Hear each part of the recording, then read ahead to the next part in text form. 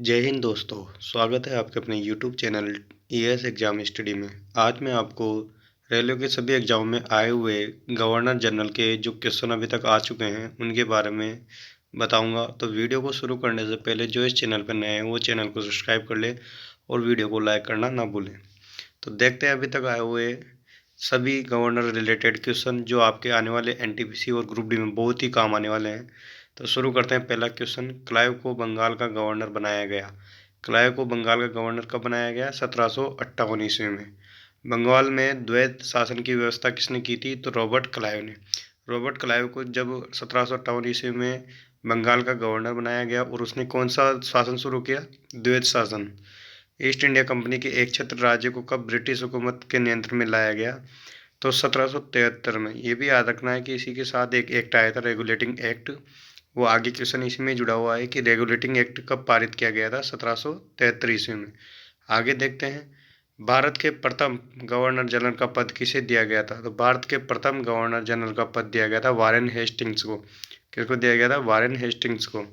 अब आगे क्वेश्चन देखिए। लॉर्ड कॉर्नवालिस का नाम किससे जुड़ा हुआ है? तो स्थायी बंदोबस्त से इसका नाम जुड़ा हुआ है।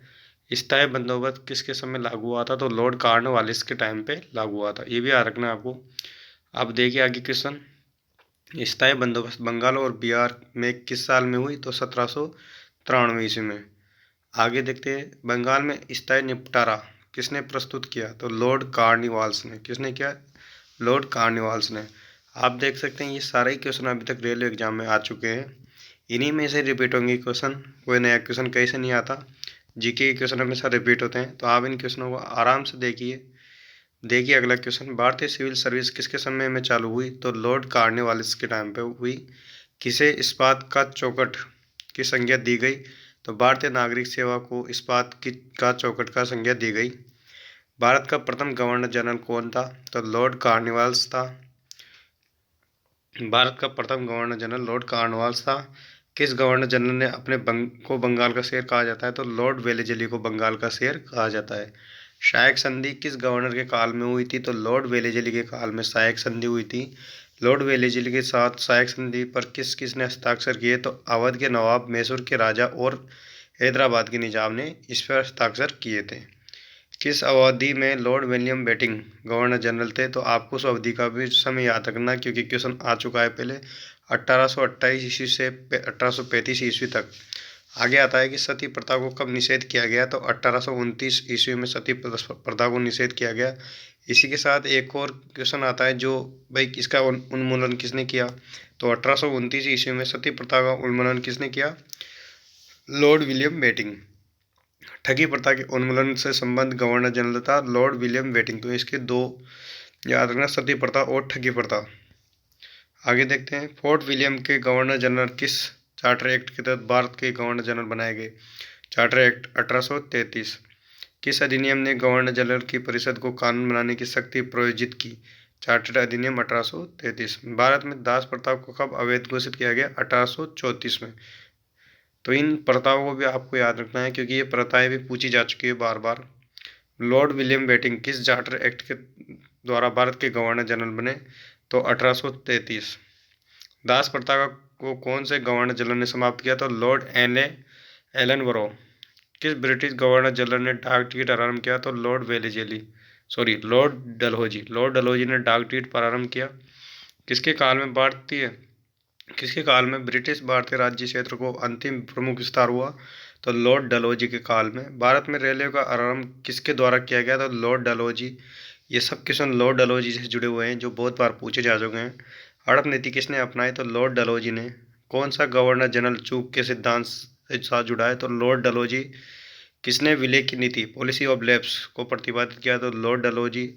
और आगे देखिए। प्रशासनिक अवस्था के आधार पर डलहौजी ने किस राज्य को मिलाया था? तो अवध को मिलाया था। कौन सा राज्य ब्रिटिशों के लिए दुधारू गाय रहा? तो अवध। किस बहाने से ईस्ट इंडिया कंपनी ने अवध पर कब्जा किया? राज्य का कुशासन और प्रजा की दयनीय स्थिति। ईस्ट इंडिया कंपनी ने अवध के विलय के बाद उसके नवाब को कहाँ भेजा? कोलकाता। कोलकाता और आगरा के बीच प्रथम टेलीग्राफ लाइन कब खोली? 1853 ईस्वी में। 1854 ईस्वी का सर चार्ल्स वुड का डिस्पैच समव्यर्थ करता था शैक्षिक सुधारों का। आगे देखिए, मैं मतलब आपके प्रश्न बोल रहा हूँ, अगर आपको साफ नहीं दिख रहा तो उससे कोई परेशान ना हो, मैं आराम से आपको बोल के बता रहा हूँ। भारत में अंग्रेजी को शिक्षा का माध्यम किस वर्ष में बनाया? तो भारत में अंग्रेजी को शिक्षा का माध्यम किस वर्ष बनाया गया? 1854 ईस्वी में। किसने भारत में आधुनिक शिक्षा की नीति प्रतिपादित की? Lord Macaulay. ये क्वेश्चन भी याद रखना आपको। किसने ब्रिटिश सरकार के प्रशासनिक कार्यों को सरल बनाने के लिए भारत में शिक्षा के माध्यम के रूप में अंग्रेजी को आरंभ किया? Lord Macaulay. भारत में अंग्रेजी शिक्षा के परिचय के लिए मुख्य रूप से कौन उत्तरदायी है? Lord Macaulay. British governor general के स्थान पर वायसराय का पदस्थापना कब हुई? 1858 ईस्वी में। भारत 1858 में भारत और के प्रथम वायसराय और अंतिम गवर्नर जनरल कौन थे? Lord Canning. आगे देखिए, दोहरी नीति किसने समाप्त की? तो लॉर्ड कैनिंग ने। आपको याद रखना है कि दोहरी नीति किसने समाप्त की? लॉर्ड कैनिंग ने। और शुरू किसने की थी? ये भी याद रखना है आपको, तो रॉबर्ट क्लाइव ने। किस गवर्नर जनरल ने 1856 में यह निर्णय लिया था कि बहादुर शाह जफर अंतिम मुगल शासक होगा और उसके उत्तराधिकारी के राजा नहीं बना जाएगा? तो लॉर्ड कैनिंग ने माना कहा था कि जो बहादुर शाह जफर है वो अंतिम मुगल शासक होगा। विधवा पुनर्विवाह अधिनियम किस वर्ष पारित हुआ? 1856 ईस्वी में। भारत में प्रथम जनगणना किसके समय संचालित हुई? लॉर्ड मेयो के टाइम पे। और ये भी याद रखना है कि समय मतलब दशक बाद कब हुई थी? लॉर्ड रिपन के टाइम पे। उस गवर्नर जनरल का नाम बताइए जिसने अफगानिस्तान के लिए उत्साही फॉरवर्ड पॉलिसी का पालन किया? तो लॉर्ड लिटन। किसे भारत के स्थानीय स्वशासन के जनक कहा जाता है? लॉर्ड रिपन को। आगे देखिए, भारत का वायसराय कौन था जब भारतीय राष्ट्रीय कांग्रेस का गठन किया गया था? तो लॉर्ड डफरिन के टाइम पे भारतीय राष्ट्रीय कांग्रेस का गठन हुआ था। आपको ये भी याद रखना है कि उसका गठन कब हुआ था और उसका जो प्रथम अध्यक्ष कौन रहा, उसके बाद इसका स्थायी अध्यक्ष। तो ये सब क्वेश्चन भारतीय राष्ट्रीय कांग्रेस से जुड़े हुए हैं जो आपको बार बार पूछे जाते हैं और ये क्वेश्चन गलत हो जाते हैं बहुत सारों के। अब ये याद रखना है कि जो भारतीय राष्ट्रीय कांग्रेस है उसकी स्थापना 28 दिसंबर 1885 में हुई थी। उसकी स्थापना बम्बई में हुई थी। ये भी याद रखना है कौन सा कॉलेज का भवन था? गोकुलदास तेजपाल संस्कृत कॉलेज का भवन था। संस्थापक कौन थे? तो AOU थे। प्रथम अध्यक्ष व्योमेश चंद्र बनर्जी थे। ये सब याद रखना है आपको। प्रथम महिला अध्यक्ष कौन थी? एनी बेसेंट थी। प्रथम भारतीय महिला सरोजनी नायडू थी। ऐसे याद रखना। और एक और क्वेश्चन आता रहा कि मुस्लिम अध्यक्ष तो बदरुद्दीन तैयब जी थे। तो ये सारे क्वेश्चन आपको याद रखना है।